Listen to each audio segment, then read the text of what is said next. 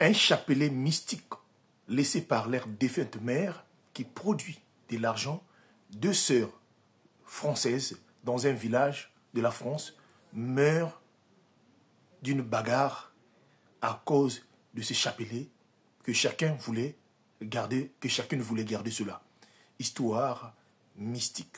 Avant toute chose, j'aimerais attirer votre attention, s'il vous plaît.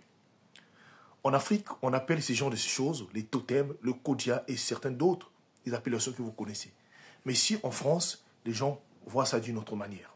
Écoutez cette histoire. L'histoire m'a été racontée par une des copines qui en a vécu avec les deux décédés. Ça se passe dans un village au cœur de la France. L'histoire d'Élise et Margot. Les deux sont des Françaises, vivant, comme je vous ai dit au départ, au cœur de la France, dans un village. Élise et Margot avaient leur maman qui était une guérisseuse, voyante, et qui travaillait très dur. Et cette dernière, elle n'a pas travaillé de toute sa vie, elle faisait que le travail de la guérison, elle faisait la voyante, et c'était son travail. Et de ce côté, elle avait un chapelet qu'elle utilisait beaucoup. Et ce chapelet-là l'apportait de l'argent, de la chance.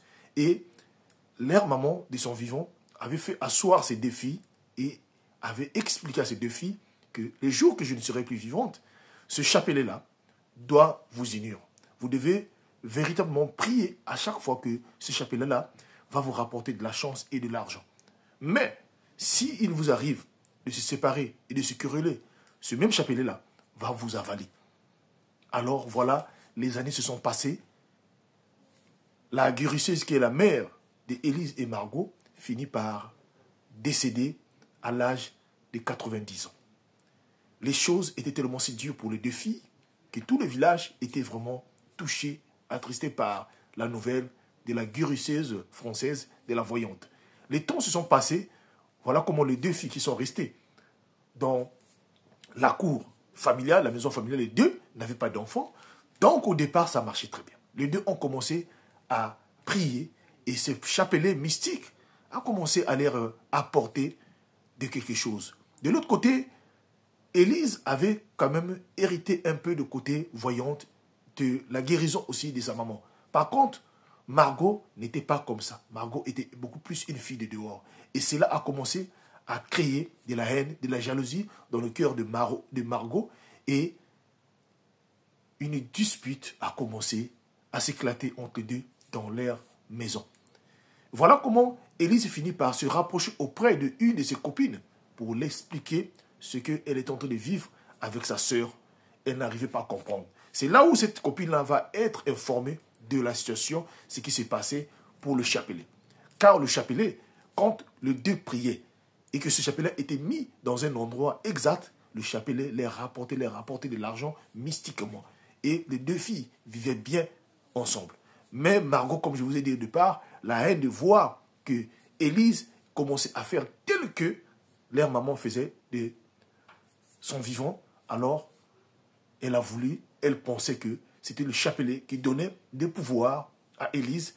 Donc elle a voulu véritablement prendre ce chapelet-là et pour la garder à elle-même. Un jour, dans l'appartement, les deux vont commencer à se chamailler d'une manière pour ne pas comprendre. Voilà comment Margot va aller chercher le chapelet, donc de là où il était caché, pour vouloir garder cela.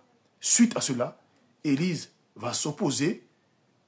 Alors voilà comment ce chapelet-là va être divisé en deux et il va se disperser dans la maison. Les deux finissent par tomber sur place-là et mourir. Alors, le soir même, une de ses copines qui va venir leur rendre visite et c'est là qui va découvrir les deux cadavres allongés et que vous connaissez l'histoire et qui va rapporter l'histoire au niveau de la police et de certaines des autorités, les expliquer puisque même le chapelet était là.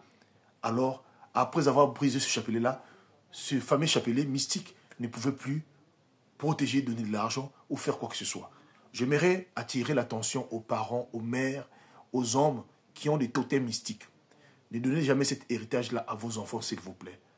Quand vous donnez ce truc-là à vos enfants, si vous n'êtes pas là, vos enfants ne peuvent pas utiliser ça comme vous-même et cela entraîne toujours des décès, la mort et de certaines personnes.